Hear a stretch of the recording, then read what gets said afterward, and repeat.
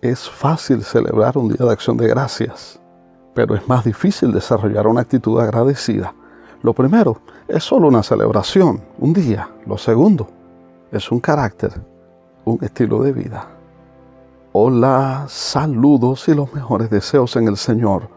Cuando usted se suscribe, deja su like o comparte este video, nos ayuda para que este mensaje llegue a muchas más personas. Queremos ser parte de lo que Dios está haciendo en su vida a través de la palabra. Soy su hermano Pedro y comparto un mensaje para ti. La gratitud es la memoria del corazón. Es una expresión atribuida a Lao Tse, pero ello no le roba la realidad que expresa. Ser agradecido implica el sentimiento de reconocer o estimar el favor o beneficio recibido.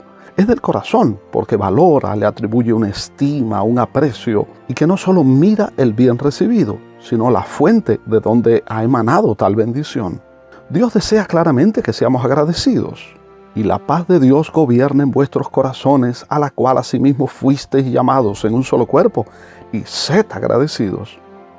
Ni palabras deshonestas, ni necedades, ni truhanerías que no convienen, sino antes bien acciones de gracias.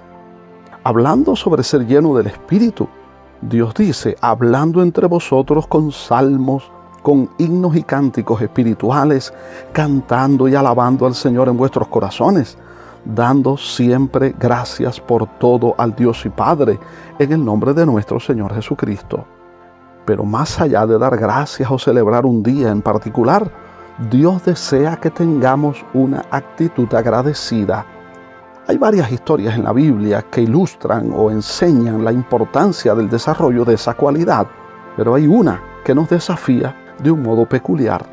La lección espiritual que nos enseña es desafiante y profundiza la idea que un resultado de una actitud agradecida nos llevará a exponernos gustosamente por aquella persona que nos hizo tal bien.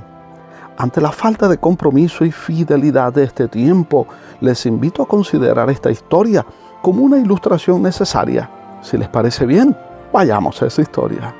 Ya David era rey de Israel en aquel entonces. Detrás en el tiempo habían quedado muchos de los relatos ya conocidos.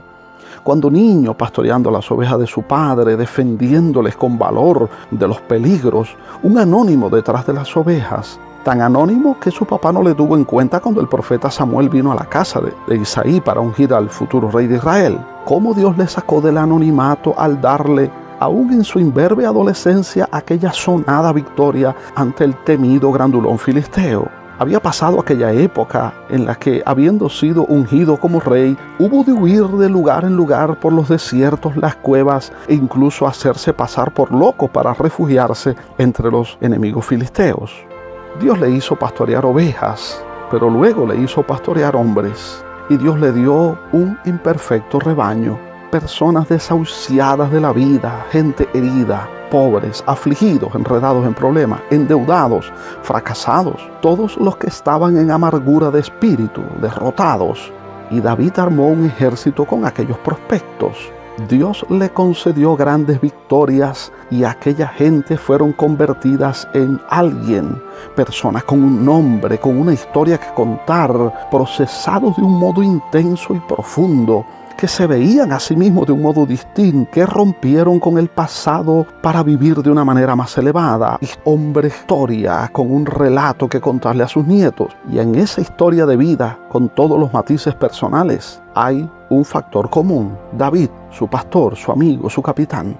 La verdadera historia comenzó para ellos el día que se juntaron a David en el escenario de una cueva, la llamada cueva de Adulam o cueva de refugio. Alrededor de David cambiaron, aprendieron, se llenaron de propósitos, encontraron una causa que los transformó. Su pasado decía que su futuro desde el escenario de sus fracasos quizás pudiera ser el de una banda de asesinos, de ladrones o de mercenarios. Pero su encuentro con David no solo les cambió el rumbo, los cambió a ellos mismos.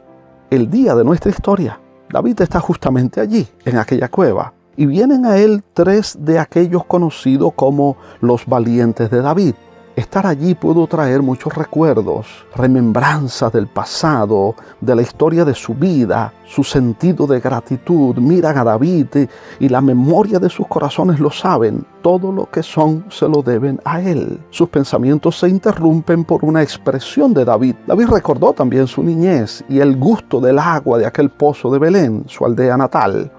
Quizás sintió sed, pero expresó su deseo. No era una orden, no era una petición, no fue un mandato, solo un deseo. Entre David y Belén hay un campamento de los enemigos acérrimos de Israel. Los 3 valientes atraviesan las líneas filisteas enemigas, entran en la aldea, toman agua del pozo y la traen a David.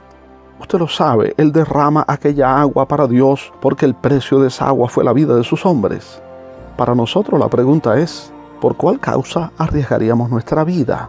¿Por cuál persona? ¿Qué nos haría hacer un acto heroico en nuestra vida? Necesitamos muchas veces regresar a la cueva donde fuimos encontrados por Él. Cada redimido tiene su cueva de Adulán, su cueva de refugio.